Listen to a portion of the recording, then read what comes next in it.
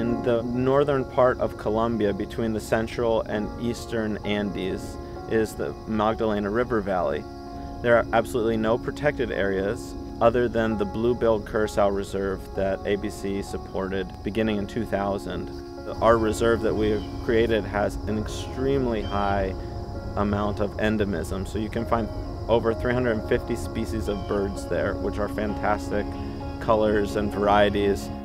I first went to the Blue-billed Curassow Reserve, which is also known as the Paujil locally, and I looked for the bird. It's extremely humid area, and the birding is fantastic. I saw barbets and all kinds of fantastic hummingbirds, but I did not see the blue-billed curassow, not until I went to the National Zoo, ironically, near my home in Maryland. So I take great pride in helping protect the last remaining place for this bird.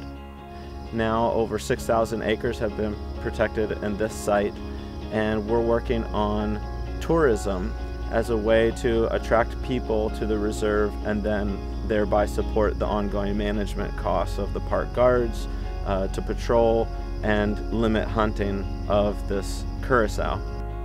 Now tourists are going and they're seeing this bird in the wild, which is extremely gratifying to me.